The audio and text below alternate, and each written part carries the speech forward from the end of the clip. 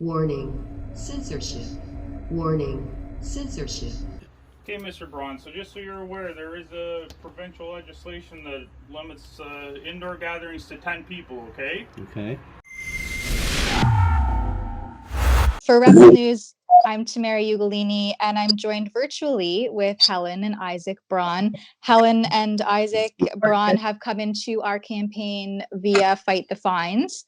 You're both from Aylmer, Ontario, and you were fined for allegedly gathering under the Ontario Reopening Act.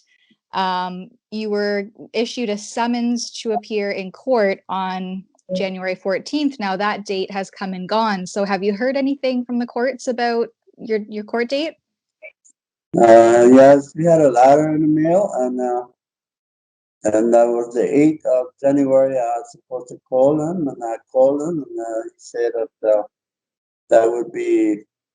I didn't have to call on the 14th. That we'll discuss in the future, face to face. So that's what he said.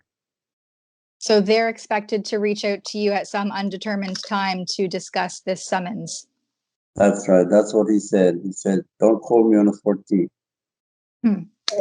That's very interesting. Some of the other cases we're finding that have heard similarly from the courts. So we'll see. Now, tell me a little bit about what actually happened to you. I understand that the police sort of staked out at your home, and then you weren't actually ticketed that day. They came back and issued a fine later. Okay, Mr. Braun, so just so you're aware, there is a provincial legislation that limits indoor gatherings to 10 people, okay? Okay. You understand that you can be fined if you have more than 10 people gathered at your residence at once? Mm-hmm. Okay. And so you know, each person that attends can also be fined as well, okay? Okay. All right, so just maybe be mindful of the numbers that you have at your house at once, and just be aware of the possible consequences, alrighty? Okay. Okay, thank you very much. Thank you. Take care. Yeah, 2 days later, on the Tuesday. I think it was on the Tuesday or was it on the Wednesday when they brought that paper? Yeah. Mm-hmm. So what was happening the day that you were actually apparently acting illegally? Like that Sunday when they came. Mm-hmm.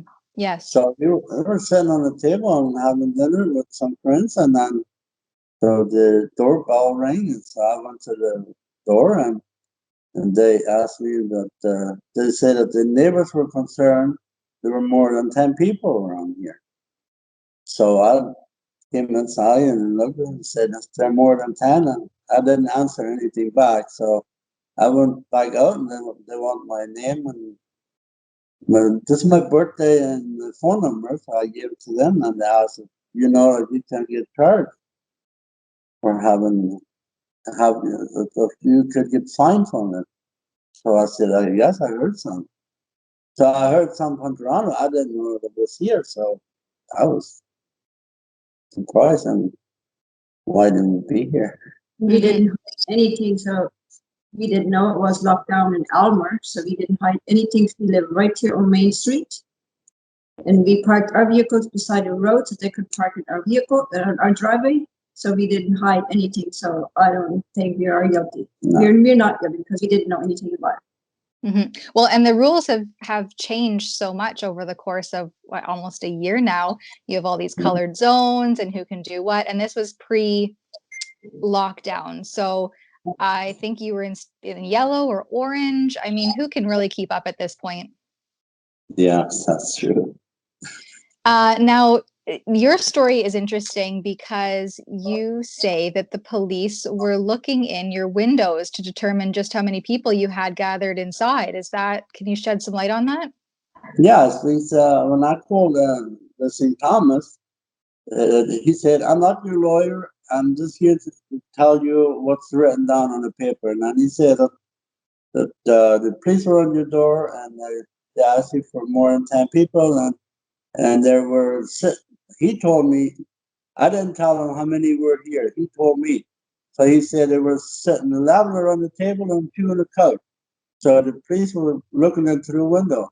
I don't know how long, I haven't told any. I don't even know how many people were here. There were a few more than 10, but they told me how many they saw. So. And so the police were peeping into your windows to see just how many people were sitting around your dinner table. Yeah, I think that might be a criminal charge. I don't think you're allowed to just creep into people's windows at night. I don't think so either. So I And did. but the interesting thing here too is that you weren't fined that day. The police came back at a later date to fine you. So what did that look like? So the police came right next day in the morning here, because the girls were in quarantine. They lived downstairs, and they asked them if they were just that they know if they were in quarantine. So they came back. I think that was on Wednesday.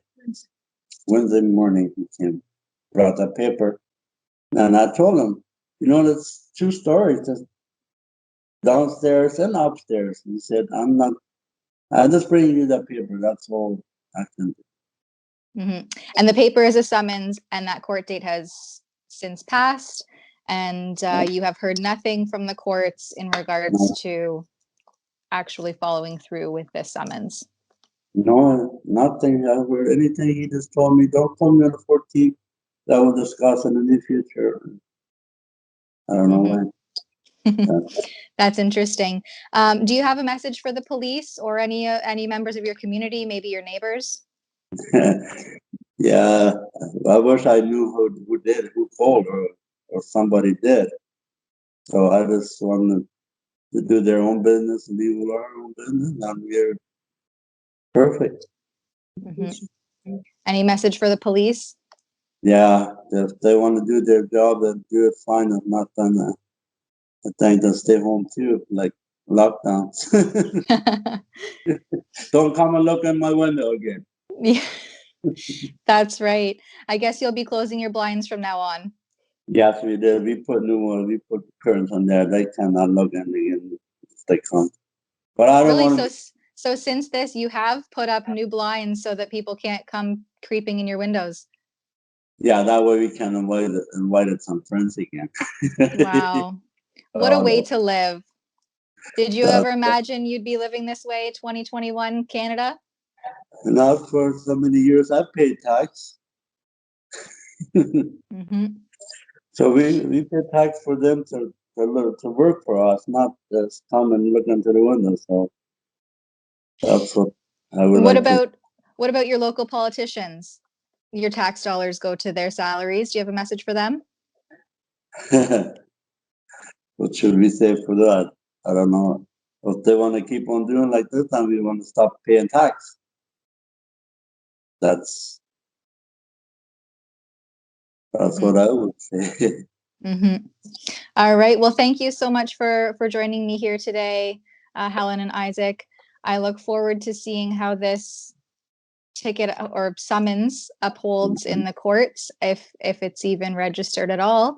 And definitely keep us keep in touch. Our campaign is still alive and well at fightthefines.com. We want to, here at Rebel News, we want to stand up against the tyrannical and overreaching orders implemented by the health overlords that seem to be being very aggressively enforced without any humanistic component being factored in. For Rebel News, I'm Tamara Ugolini.